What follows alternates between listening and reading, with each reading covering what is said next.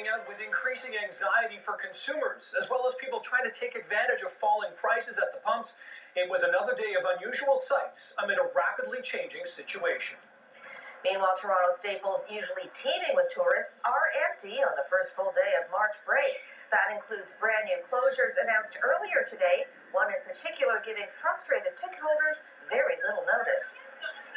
Good evening. The latest message from the Canadian government: get home while you still can. The Foreign Affairs Minister issuing that advice to Canadians abroad in addition to avoiding all non-essential travel. This comes as we learn about more cases of COVID-19 in this country this evening. Here is where we stand right now. There are a total of 249 confirmed cases across the country. Of those, 11 are resolved. Here in Ontario, there are now 103 cases of coronavirus and 5 cases resolved. And while Canada is increasing its response to this outbreak, we haven't reached the level of lockdown that we're seeing in parts of Europe. But could it be a sign of what's to come? We begin our extensive coverage with CTV's Molly Thomas. The bare streets of Barcelona show the outbreak's incredible impact. Even before the country announces a national lockdown, people are staying home. Vivo en centro, me gusta el centro. I live in the city center, and seeing it empty makes me think that people are being responsible, this woman says. Come Monday, people in Spain will have to stay indoors and will only be allowed out for essentials like food, medicine, the bank, or hospital visits. In the UK, coffee shops are still open, but customers can't avoid the coronavirus conversation. After being at the races yesterday, I feel as though we shouldn't go and see my grandma, if that makes sense. I just don't want to put her at risk. The death rate in that country doubled overnight. 21 people have now died. A sign of resilience in Italy, the epicenter of the outbreak, where residents stuck in their homes came out to cheer and applaud healthcare workers risking their lives to save them. Trying to avoid its own lockdown, America is now running drive-through tests in certain U.S. states, while also ramping up travel restrictions on Europe. The President has made a decision to suspend all travel to the United Kingdom and Ireland effective midnight, Monday night, Eastern Standard Time. And today we learned the U.S. President has been tested. What's your temperature? Here in Canada, Quebec announced 4 new cases today, and Premier François Legault is banning all visits to seniors' homes and hospitals. It's very key that we ask all people over 70 years old to stay at home and try to meet as few people as possible. And Prince Edward Island has its first case, a woman in her 50s who recently returned from a cruise. The Minister of Foreign Affairs also put out a tweet warning Canadians abroad to come home via commercial means while those options remain available. Molly Thomas, CTV News, Ottawa. Prime Minister Justin Trudeau tweeted this afternoon, shortly after speaking with President Trump. Trudeau says the two talked about COVID-19, its impacts, and how to keep everyone safe. He says the two plan to keep in touch, and he thanked the president for the call. CTV's Austin Delaney is live now with more on the situation here in the GTA. He's outside Michael Garron Hospital this evening, where one of the COVID-19 assessment centers has been set up. Austin. Well, these are difficult times for people who feel they have some symptoms. They just want to get checked out. It's a frustrating time for them because we learned today it's not that easy. We practice social distancing as we spoke to them as a precaution to our crew. David Bellamy wears a mask and paces outside the COVID-19 assessment clinic. Yeah, I came down just for peace of mind. He is one of a steady stream of people looking to be tested. I have some flu and mild cough. Sneezing. My nose, a little bit in my chest, and coughing a little bit. That's it. Just I want to check it out. But checking it out is proving difficult today. Yes, I have to call for an appointment. No drop-ins at the Michael Garron Clinic, where patients are directed to a telephone number. If you are calling to inquire about COVID-19 testing, please contact Toronto Public Health. You get the recorded message that goes around in circles. It's just not getting anywhere. We are currently experiencing greater than normal call volumes. Please try calling again later. So they reluctantly turn to the emergency room. I'm not an emergency patient. I'm okay. I mean, I feel that I can walk. But the emergency rooms are busy, and people are being discouraged from going for non-emergency issues. In the meantime, we encourage patients with symptoms of COVID-19 to stay home and phone public health or telehealth for guidance. if your healthcare needs are not an emergency. 9-year-old Preston is here with his mother. His doctor has sent him to emergency with a sore throat and high fever. Are you worried about COVID? I don't know where he would have gotten it from if it is, but I mean, he's certainly scared. Yeah. You scared? Yes.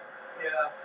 Well, you're in good hands, okay? People are frightened, but the experts say not everyone needs to be tested. To help our viewers at home, number one, if you don't have any symptoms, you don't need to be tested for COVID-19 in any situation. Number two, if you are at risk for COVID, so for example, if you came back from a trip internationally and you're having mild symptoms of fever, maybe a mild cough, but otherwise you're relatively okay, you can stay home. There's nothing that the hospital can do in that regard that you can't just do at home with some rest, fluids, and other supportive measures. The people they want to focus on are those with severe symptoms and those who have respiratory infections, heart and lung conditions, immune deficiencies, and they're over 60 years of age. And the message is still the same. Call Toronto Public Health, call telehealth if you feel you have some symptoms, but you're going to have to be patient because these are busy times. They're very busy. These are not normal times. Reporting live, I'm Austin Delaney. Thanks, Austin. The Toronto Raptors has released an updated statement after announcing the team underwent testing for COVID-19 after coming into contact with another player who tested positive on Monday. This afternoon, the team released a statement saying, quote, all members of the Toronto Raptors organization who have been tested for COVID-19 have received their results and they are all currently negative. Those who have been told to self-isolate will continue to do so.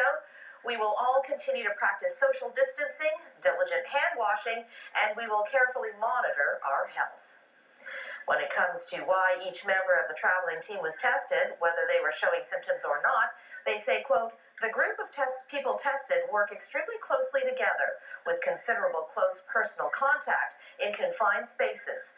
Members of this group were known to be in close contact with 2 people who had tested positive for COVID-19. They had attended large public gatherings in the hours before the Jazz's positive tests. The Ontario government has launched a new public awareness campaign in an effort to stop the spread of COVID-19. The $10 million initiative will see informational advertisements on radio, TV, online, and in community newspapers. That includes the latest advice from officials such as avoiding large gatherings, cleaning phones and devices regularly, and to be prepared, but avoid panic stocking. But that panic stocking appears to be in full effect. This was a scene inside a Real Canadian Superstore in Scarborough around 8 o'clock this morning. The lineup to cash out wrapping around the inside of the building with no toilet paper to be seen on any of the shelves. Now, CTV's Scott Lightfoot is live in Pickering tonight, and as we're hearing more officials calling for calm when they head out to go shopping. So, did you see some calm today, Scott? Yeah, Nick, I can tell you that we've been in this store behind me and a number of other stores today, and those long lines you saw early this morning seem to have dissipated, but there are a lot of empty shelves. Store owners tell us they are still getting deliveries, in some cases daily deliveries, but they're not really sure what's coming because they're not really sure what's available.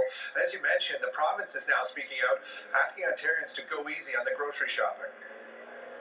Before the doors had even opened, shoppers were lined up outside this Walmart. And once grocery stores opened, it was another morning of ridiculously long lines. I came to get some chicken, and there's no chicken. So instead, I got me some shrimp and butter. Today was really good. We got everything except the bananas. But a lot of shelves empty, and a lot of people still hoarding stuff. After several days of panicked shopping, the provincial government released a statement today that says, in part, Ontarians can be confident that our food supply is robust and our distribution system will continue to operate and remain responsive to the needs of Ontarians. Rest assured, we have plenty of food that will continue to reach grocery stores on a regular basis. But for now, many store shelves remain bare. I did find some toilet paper, but I didn't get any bananas or onions. We went to a couple stores and we couldn't get any of this, so I come over here and get lucky. Several store owners told CTV News off camera that they aren't sure when they'll receive enough product to completely restock and that they've begun limiting quantities that an individual may purchase. The Ontario government is asking people to please practice normal grocery buying habits and rest assured that our grocery production and supply chain will continue to provide Ontarians with the food we enjoy each and every day. People are, panicked, but hopefully it'll, with us being staying home now for the next few weeks, hopefully that will see a little bit of decline and now the initial panic's over, hopefully that things will be stocked and we could go one day at a time. Now, if you're one of those people who went out early in the week and stocked up on supplies in the hopes that you could resell them and turn a quick profit, you may have a little more difficulty doing that. Both Amazon.ca and Kijiji have put out notices saying that they are no longer allowing people to resell things like sanitizers, masks, toilet paper. They're actually going to start blocking people who are trying to sell those items online. Reporting live in Pickering, I'm Scott Lightfoot. Now back to you. Thanks, Scott. And while grocery stores have remained consistently busy for days, it's a completely different story for some of the most popular attractions in the city. It certainly is. The iconic CN Tower is shut down, with Mirvish following suit this afternoon. And while malls remain open, Cadillac Fairview has announced they are limiting their hours, saying, quote, "At this point, public health has advised us to close our shopping malls, has not advised us to close our shopping malls. However, effective Monday, March 16th, mall operating hours will be 11 a.m. to 7 p.m. every day unless the regularly scheduled closing hour is earlier. These hours will remain in place for 2 weeks, at which point we will reevaluate." Cadillac Fairview locations in the GTA include Fairview Mall, Sherway Gardens, the shops at Don Mills, and the Toronto Eaton Centre. So for now, they remain open under limited hours, while other popular spots are closing their doors. At the Ed Mirvish Theatre for this afternoon's matinee of Hamilton, we're greeted with bad news.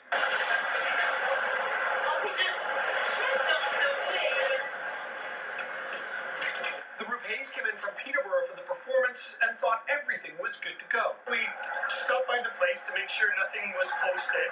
We went online to make sure that there was nothing online, any cancellations. We've been watching that for a little while, but it's all good. So we slipped across the street, had a little bite to eat, came out, signs on the door. But with the COVID-19 pandemic leading to so many closures, they're keeping things in perspective. But it's a sign of the times right now, so you know what? We're not upset. We're disappointed, but we're not. It wasn't totally unexpected at the same time, just with what's going on everywhere. It was a similar scene at some of the city's biggest attractions today. With the baseball season now delayed, the ticket window at the Rogers Centre is closed. A similar scene down the street at Scotiabank Arena, where signs are posted on the doors explaining why they're locked. And at the Canada sign at the base of the CN Tower, it wasn't hard for the tourists looking to take pictures to take turns, because there was barely anyone there. Tours of the CN Tower are also canceled until the middle of next month. Ripley's Aquarium was still open today, but visitors told CTV Toronto it was pretty empty, and how they spend their time in TO has taken a turn. Well, we're more cautious about where we are and how close we are to people, and just keep clean. It's unfortunate, but my advice is just to wash your hands, cover up if you're coughing or sneezing, and just take care of yourself. Further east, the St. Lawrence Market was open for business today, and shoppers didn't have to battle the crowds that have dominated most stores lately. At Nathan Phillips Square, the rink was bare. To see this and nobody here, it's strange. If you wanted to take a gamble, Woodbine Casino is still open. The parking lot was packed with people looking for some luck. A statement on the Great Canadian Gaming website says it's been taking proactive measures, including more frequent cleaning, since January. And the Tiff Bell Lightbox also announced its closure earlier today. They shut down as of 5 p.m. for a month and are scheduled to reopen on April 14th. Tiff says all canceled events will be refunded, and refunding to credit cards will happen automatically. Our digital team is tracking every update as the situation develops. You can find all the latest information anytime at our website, ctvnewstoronto.ca.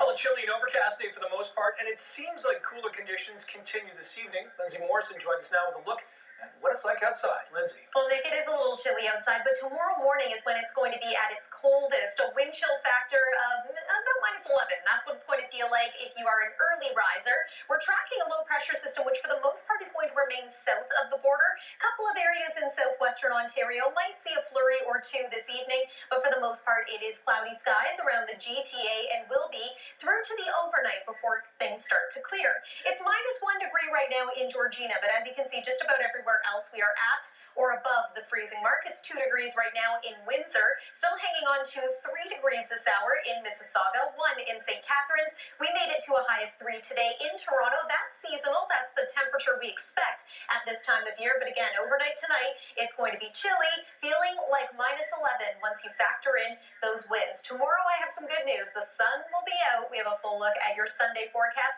and the rest of March break and an idea of what you can look forward to weather-wise coming up. Nick and Pauline, over to you. We'll look forward to that. Thanks, Lindsay. Well, it would have been a significant blow to Toronto, with the city already navigating through an unprecedented situation.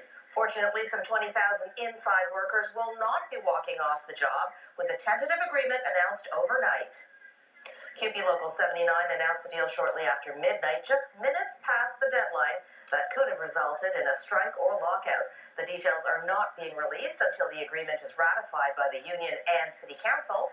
The union members include the vast majority of Toronto public health workers who play a critical role in the escalating fallout from the coronavirus.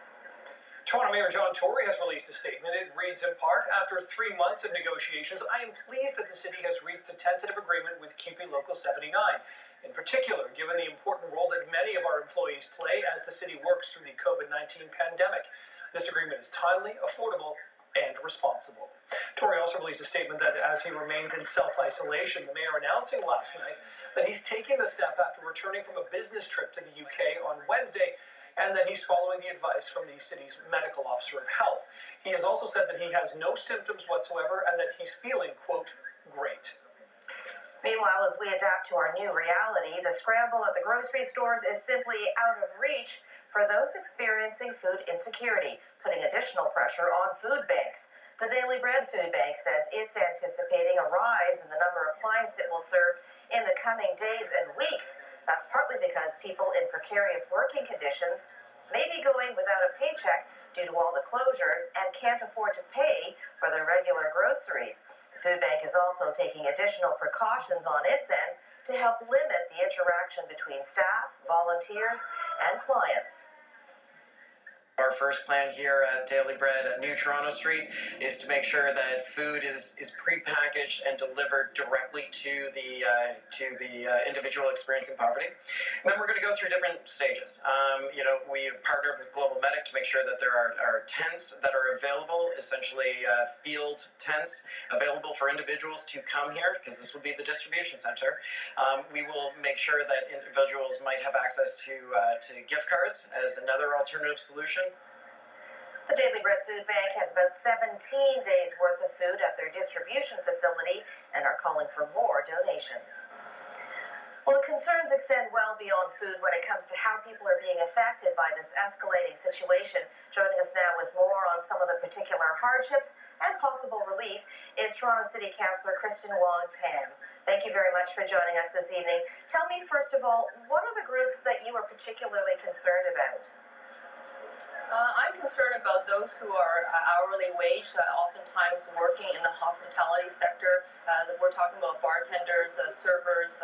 We're talking about people who are custodial staff, who are cleaners. We're talking about those who work in culture industry. We know that there are mega events and theaters that are shutting down. And all those individuals oftentimes live check to check, hand to mouth. And by way of these venues closing and seeing a major decline in sales at the restaurants and bars, they are also seeing a big decline in gratuities, which they rely upon for income. Mm-hmm. Are there any programs that you know of that have already been shut down or immediate danger of being closed, support programs for people? In terms of sports program for residents in the city of Toronto? Mm-hmm. Sorry, maybe I'm having some difficulty hearing. I'm sorry about that. Are there any programs that normally would support people in this position that maybe are not available? Things for rent or food support, that sort of thing? So what we're finding is that there are individuals who may not qualify for employment insurance. There are individuals who are already struggling in the gig economy. These are people who could be driving Ubers, driving taxis, who are Foodora delivery people. A lot of these individuals work for piecemeal, if you want to call it that. And as they see their incomes decline, they still have to make their monthly household rent payments or their mortgage payments. And right now, they are going to be the ones who are falling through the cracks. So what I do believe is that through the federal government, we know that they're going to be announcing some economic stimulus packages. What I'm hoping to hear from them in a short little while is that those packages are going to not just reach big landlords of malls, which I'm sure they will be taken care of, but also to make sure that those who work in the precariously gig economy, hourly wage workers, those who rely on gratuities, that they will also have their needs met. And what will the municipal government's role be? I know the federal government already promised some money. How will it work then with the provincial and municipal levels? So one thing I am very pleased about is I know that the mayor is actually working with our city manager to put forth a package that we think could be very helpful. That announcement will most likely be made on Monday. They're working around the clock to make sure that happens. And I know that the intergovernmental tables that have been convened to try to address the health concerns, there is similar conversations that are now being held around the economic impact and what do governments need to do to provide that support. Things that I think that we should be calling for at this point in time is probably the elimination of evictions and rental evictions. There are still people that are still going through those very difficult hardships, and if they even had a fighting chance, they may have been getting a paycheck from their employer. We know right now with the closure of major venues across the city, events all canceling, we know that those folks are not going to be getting a check. So those are the ones that I'm most concerned about. I think that they are going to fall through the cracks unless we can actually put our government powers behind all of this effort and work together. So there's a role for the federal government, one for the province, and certainly the city has a responsibility as well. And I know you had some concerns about students. They may be affected in terms of their student loans. Your thoughts on that? Yeah, so students are, as we recognize that this big financial crunch is going to not necessarily be, there's not going to be a quick recovery, I think that we're going to be asking students to help us rebuild this economy. And the students are already bound by a very unbearable yoke of debt that they have around the neck. So we need to be able to think hard about what to do to help students. And the best way to help them is to actually cancel their student loans and give them a fighting chance, because not only is the cost of housing in this city very expensive, but so is the cost of transit, so is the cost of food, and all of those things have compounded in an environment during the housing crunch. But with the COVID-19 outbreak that's before us, it is going to ensure that people who are barely making it, who are barely surviving, if we don't help them now, they're not going to make it. I'm very confident of that. And that's what I'm hearing from residents who are low income, who are precariously housed, is that they're not necessarily only concerned about the health and the outbreak of the virus. They're actually most concerned about the fact that they don't think they can provide for their family, and they don't think that they can make rent at the end of the month. It's a very challenging situation. Thank you very much for sharing your thoughts on this. Councillor Kristen Wong-Tam, thank you. Thank you very much. Well, tonight, W5's Avery Haynes has an exclusive interview with Canadian doctor Bruce Elwood, the lead investigator into the COVID-19 for the World Health Organization in Geneva, Switzerland. Here's a sneak preview. Is how people are reacting cause for concern? We've seen hand sanitizers out of stock in grocery stores, toilet paper for some reason as well. It seems as though there is a level of fear that has reached highs that we haven't seen, especially in North America. People are adults, and you have got to be honest with them, because in the absence of information, in the absence of honest information about what you're dealing with, people are going to fill that gap with information. Now, you can't sugarcoat it. This is a dangerous virus, but at the same time, there's a lot populations can do. I spent 2 weeks, nearly 3 weeks, in the epicenter of the biggest outbreak in history. I'm fine. And you can see the entire interview on W5's Dr. WHO tonight at 7 on CTV. A Canadian woman and her Italian companion, who were suspected to have been abducted in West Africa 15 months ago, have finally been released. 34-year-old Edith Blaise and 34-year-old Luca Tichetto vanished in December of 2018. At the time, the two were traveling by car in southwestern Burkina Faso, heading to Togo to do volunteer work. An anonymous source tells the Canadian press the pair apparently fled their captors last night, at which point they flagged down a private vehicle and were taken to a UN checkpoint. Commenting on their release, Minister of Foreign Affairs François-Philippe Champagne says, in part, We look forward to Edith being able to return to Canada and reunite with her family and loved ones. We also look forward to Luca being able to reunite with his family and loved ones.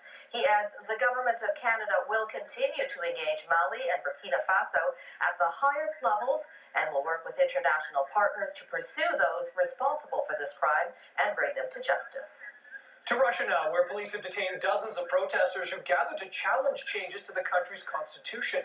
Nearly 50 people were reportedly detained. So this comes on the same day that Russian President Vladimir Putin signed a law for constitutional changes that could keep him in power until 2036. Other changes emphasize the priority of Russian law over international norms and outlaw same-sex marriage. The changes still require final approval from the country's constitutional court. Kenya has confirmed its first case of COVID-19. The patient is a 27-year-old woman who traveled from the United States through London on March 5th. She tested positive in the capital of Nairobi yesterday. This comes as the virus begins to spread into additional countries on the African continent, with Ethiopia, Sudan, and Guinea also reporting their first cases. So it didn't feel all that warm out there today, but part of the reason why, we didn't have a lot of sunlight. Technically, our temperature today, bang on seasonal. Here's the almanac for this day. We weren't breaking any records on either end of the scale. Again, 3 degrees is where we should be at this point in the month of March. Provincial hotspot, 9 degrees, not bad at all. We have some mild weather in your 7-day forecast this week, but we also are not quite finished with the potential for some wet flurries. Details are coming up with a full look at your weather forecast after this break. Thanks to you, OLG gave back $2.5 billion to Ontario last year. Buying lottery tickets is just one of the ways you help Ontario communities win. OLG, we're all for here. Famous people players of one-of-a-kind blacklight theater and dining experience, where spirit, passion, and energy are brought to life in vivid color. Come check out our holiday show, Jingle All the Way. Proud sponsor, Scotiabank. Look at this. It's a nice mushroom pasta. That's in a restaurant, right? Oh, now it's in your house. How'd it get there? It was DoorDash. Your food. It's here. We bring food to your house. It's simple. So get the app, get the food. There's no delivery fee on your first order. So, what do you want? Oh, hey, check it out. One of the features on RBC is My Advisor. Lets me set a goal, and then it tracks all my accounts and shows me my progress. Your goal is to buy that donut. No, that's a graph. Set and track goals and more with My Advisor. Experience the RBC difference. Well, great to see that it's still light out at this time of day. Yeah. However, not much sunlight. That's about to And change. it was windy. Yeah, let's check in with Lindsay now and find out what's up. Well, I can tell you what's going to be going up later this week, and that's the temperature. The winds, yes, it was a little breezy out there today. The winds died down compared to yesterday. My goodness, those winds were strong. And now we still have that cloud cover. We're going to slowly see the clouds start to clear out through the overnight hours. If you're just looking at this, it looks a little alarming, but this low pressure system, for the most part, is going to remain stateside. Really, all it's bringing us is that cloud cover. Some areas might see a stray flurry here and there, but overall, this is not amounting to much at all for us, at least not here in the GTA. Here's a closer look. Again, cloud cover, but it will lift as we make our way through the overnight hours. We say goodbye to that low. High pressure is going to move in for tomorrow. So yes, Nick was alluding to the fact that there will be more sun tomorrow. That we know. High pressure generally means an absence of cloud cover, an absence of active weather, and that will be the case. So for those of you kind of itching to get outside, tomorrow's going to be a pretty good one to do that. As we make our way into the night tonight, I've just paused it here to show you the potential, again, for maybe a couple of stray flurries, nothing impactful. Then tomorrow, a mostly sunny day right across southern Ontario, northern parts of the province too. It's as we make our way into Monday that we're going to gradually see an increase in cloud cover, and then there's potential for maybe a couple of showers. That's as we make our way into the early morning hours of Tuesday, maybe some wet flurries well north of the city of Toronto, but we can't rule out the possibility, especially in some higher elevation areas. Tonight's overnight low will be about -5 degrees. Factor in the winds, and it's going to feel like -11 at the coldest point of the night. That's another trade-off to some of that cloud cover clearing. It allows the colder air to move in, and these winds not exactly helping either. Again, the winds not quite as strong as they were yesterday and the day before that. We're seeing gusts of around 19 kilometers per hour right now in the city of Toronto. Tomorrow's afternoon high, similar to what we experienced today at 3 degrees. And I'll remind you that this is seasonal. This is pretty typical of this point in the month of March, but that sunshine is going to make all the difference, isn't it? And you can expect the high to be around 0 in Parry Sound, so a little bit cooler if you're maybe spending some time at the cottage. 4 degrees in Waterloo, 5 in London, 2 if you're joining us from Peterborough. Let's take you through the 7-day forecast because I know many of you have some plans to make. Maybe that involves spending some time in your own backyard, and if so, you can look forward to again, mostly nice day on Monday. 4 degrees is going to be the daytime high. Mix of sun and cloud. Gradually, that cloud cover does increase, though, as the day goes on. Chance of showers as we make our way into Tuesday. Again, some areas, potential for some wet flurries mixing in. 7 degrees is the forecast high, though. A return to mostly sunny skies as we make our way into Wednesday. Thursday, it's the first day of spring, but we might have a little bit of mixed precipitation in the forecast. With 9 degrees on Friday, it should certainly be mild enough for rain as opposed to any sort of wet snow. That's the 7-day forecast. Pauline and Nick, back over to you. Thanks, Lindsay. Well, for the past 33 years, Russell Davies has been locked up in a Florida prison. The Canadian man who was convicted of first-degree murder. Now, he's long maintained he was present at the time of the murder, but didn't pull the trigger himself. In a rare jailhouse interview, he tells W5's Sandy Ronaldo about his remorse and his desire to spend the rest of his life sentence in a Canadian prison. Angela Davies married her former high school sweetheart less than a year ago in the chapel at Franklin Correctional Institution in Carabel, Florida. I want him to be able to come home. I'm hoping that the government will transfer him. Her new husband, Russell Davies, convicted of a 1986 murder in Daytona Beach, desperately wants to come back to serve the remainder of his life sentence in Canada under the International Transfer of Offender Program. There's nothing I could say to make what happened right, but I would hope that they would show me some mercy and give me an opportunity to show them that their mercy was well-founded. 3 times now, the Canadian government has agreed to take him back, but twice the state of Florida has said no. His family is frustrated. You get your hopes built up because Canada says yes, we will accept Russell's transfer, and then you hit a brick wall, no answers, no explanations. Toronto lawyer Shane Martinez says Davies qualifies to come back to Canada to serve his sentence, but he's up against a law and order state. I believe Russ has been denied because in the United States, by and large, there seems to be more of a punishment-oriented view on corrections. In Florida, life is life. Angela knows it's unlikely her husband will ever be paroled in Florida as a foreign citizen. Do you see Canada as Russ's only hope at this point? Yes, this ideally would be his only hope. Davies still hopes he will get transferred back to Canada. The decision rests with the governor of Florida. Sandy Ronaldo, CTV News, Carabel, Florida. And you can see the in-depth look at this case on W5's Plea for Mercy. That's tonight at 7 p.m. on CTV. Tonight, the doctor is in virtually. Sometimes it does take an urgency or a crisis for us to look at technologies that are out there. How the rapid spread of COVID-19 is pushing treatment online. Later on CTV National News.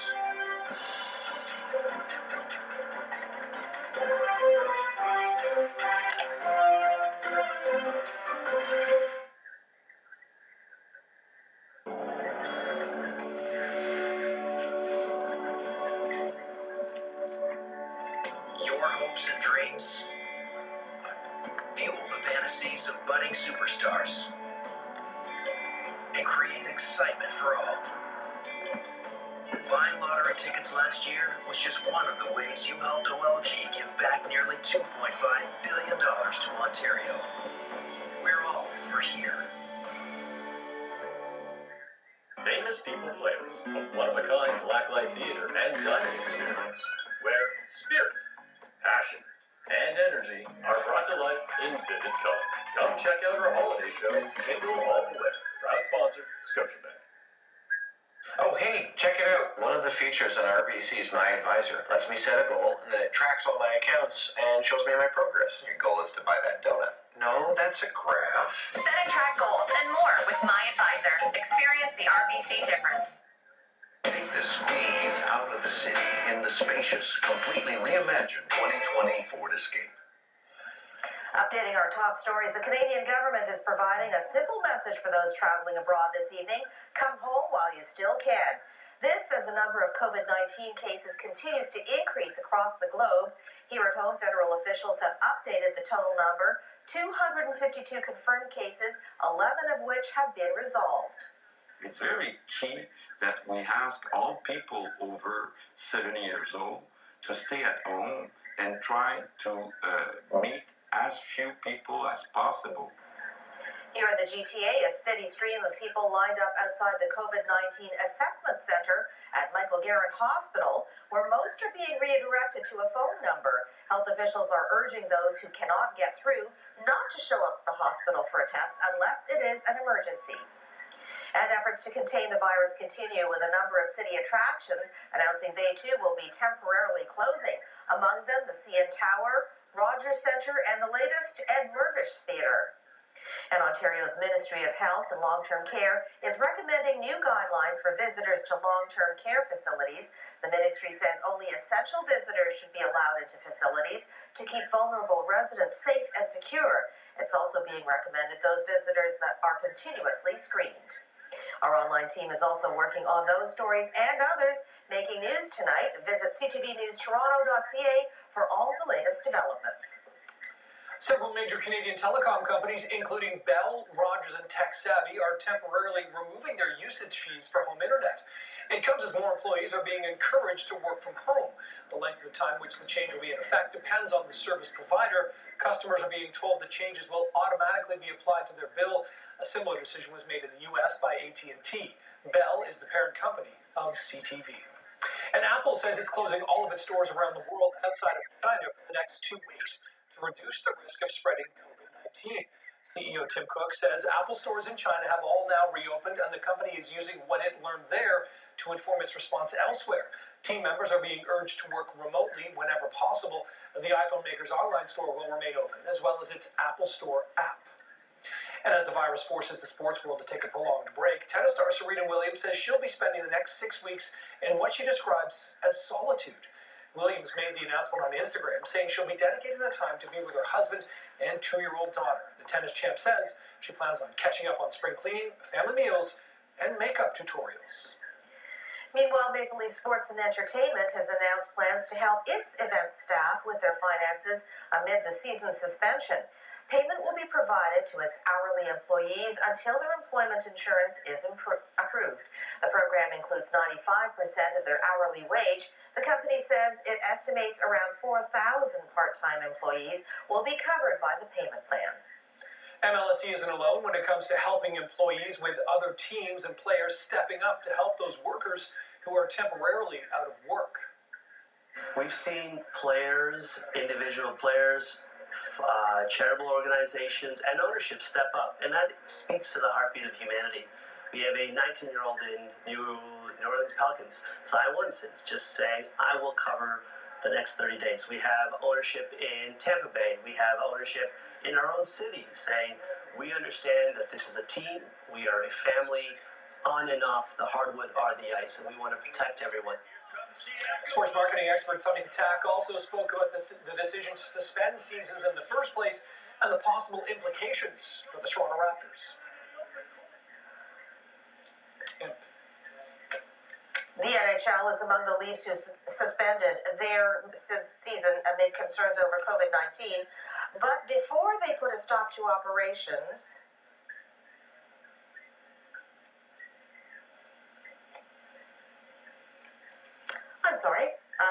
we're picking up with the NHL story now. The NHL is among the leagues who have suspended their season amid concerns over COVID-19. But before they put a stop to operations, the Vancouver Canucks helped celebrate a fan's birthday a bit early, and the timing couldn't be better. CTV's Jason Pierce has the story. We have no timeline on when we're going home. Castlegar's Zach Trombley turns 17 next week. He'll be celebrating it at BC Children's Hospital. I'll be in dialysis most of the day. Won't be able to spend my birthday with my friends where I should be, but I'm where I need to be, I guess. Zach desperately needs a kidney transplant. In 2017, his initial transplant surgery failed because of complications. Now I'm in end-stage renal failure.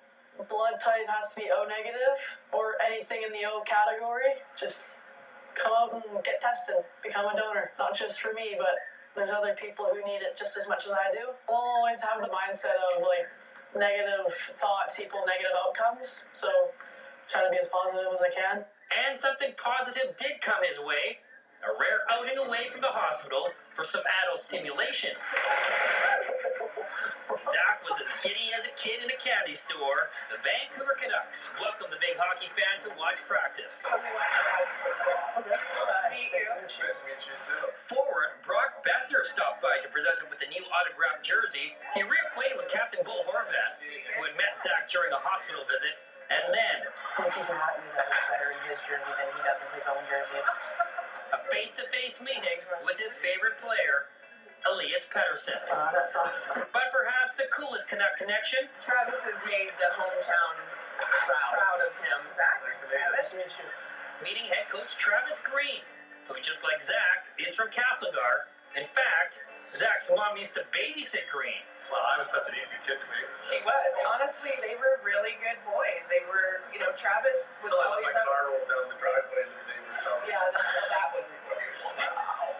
It was an amazing break from dialysis, a much-needed distraction.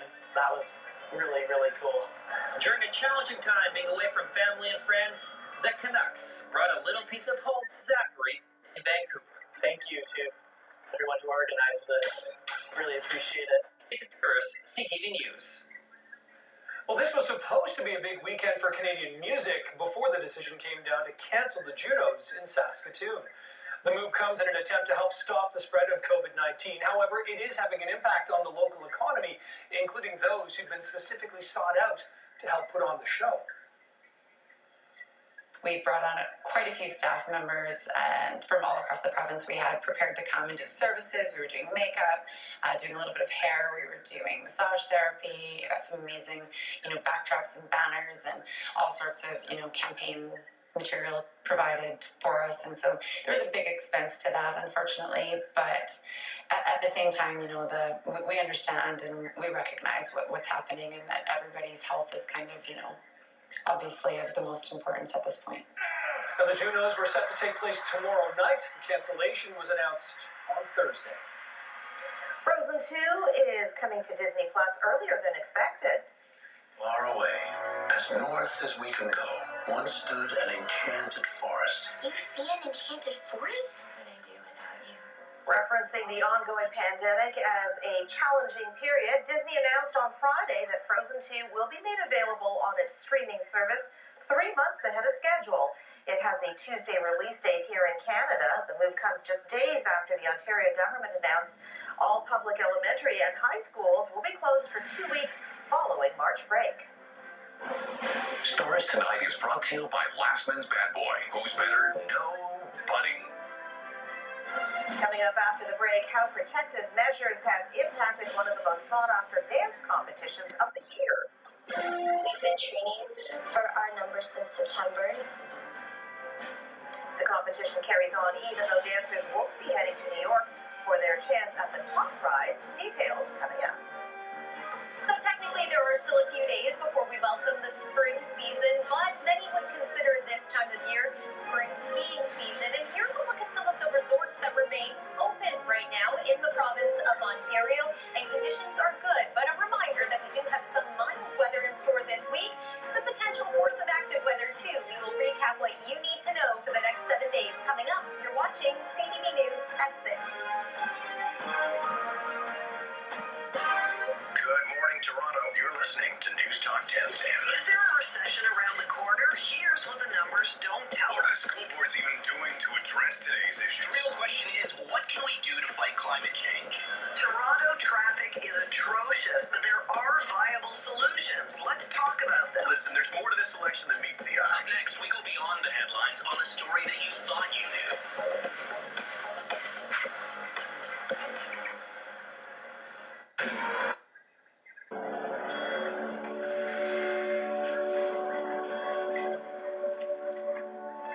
Your hopes and dreams fuel the fantasies of budding superstars and create excitement for all. Buying lottery tickets last year was just one of the ways you helped OLG give back nearly $2.5 billion to Ontario. We're all for here. Famous people players of one-of-a-kind blacklight theater and diamond experience, where spirit, passion, and energy are brought to life in vivid color. Come check out our holiday show, Jingle All the Way. Proud sponsor, Scotiabank.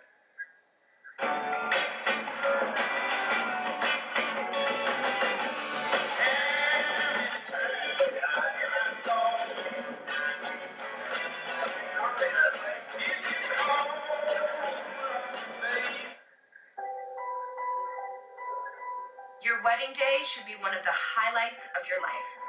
But sometimes things don't go as planned. That's where I come in, helping couples and families redo that special day they've always dreamt of. Real stories. Oh my God. Demonstrating that true love can conquer all. Jessica Mulroney and I Do Redo. New series, Sunday, March 22nd. Only on CTV. Well, some of them were expecting to make it all the way to New York City, but it appears Toronto will be the final stop on their tour. Auditions for the Youth America Grand Prix Ballet Scholarship, just one of the latest to be canceled as a result of COVID-19. We've been training for our numbers since September. We're competing for numbers this weekend. And yeah, we've been rehearsing about 2 or 3 hours a week. So it's been a lot of work, and for the competition to be canceled, it'd be very devastating because we're very excited to come and perform, and we've been looking forward to it all year.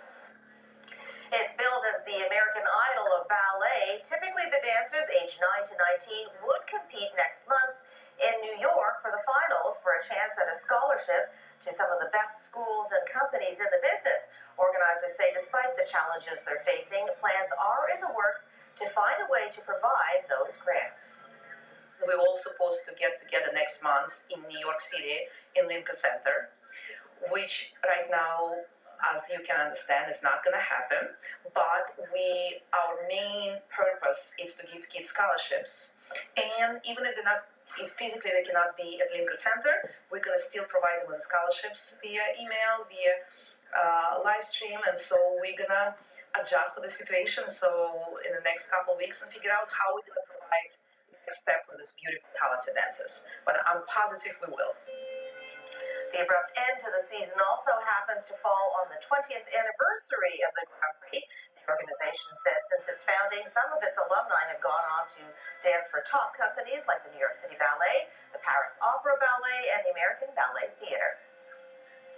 Well, the winter weather has certainly kept Lindsay on her toes, but it's about time for spring, right? Yeah, and it's starting to look and feel a little more like that season out there, and it will so as we continue through the next week. So we'll recap what you need to know as far as what's happening on the satellite and radar right now. Not a whole lot. It's mostly cloudy around southern Ontario, but you'll notice that some communities closer to the shores of Lake Erie, Lake Huron, might be dealing with a couple of very light flurries. Nothing significant. That low pressure system is going to remain south of the border, and instead, for us tomorrow, we will have high pressure dominant, and that means sunshine. Temperature is not exactly warm, but seasonal. We'll take that. We do see a little bit of a warm up as the week goes on, though. Check out Tuesday. Yeah, you might need the umbrella, but it will be mild, and then we warm up even further as the week goes on. Lots of sunshine on Wednesday, Thursday, first day of spring, and it's going to feel like it, even more so as we make our way into the day on Friday. I know it's a tricky time. Parents are wondering what to do with their kids, but hey, some of those days, if you can spend maybe some time in the backyard, I think even that will help. Nice. Thanks very much, Lindsay. Our next local newscast is tonight at 11:30. In the meantime, you can stay up to date by going to our website. And you can watch breaking news all day long on CB24. I'm Nick Dixon. And I'm Pauline Chan. For Lindsay and all of us here at CTV News, thanks for watching. We'll see you later.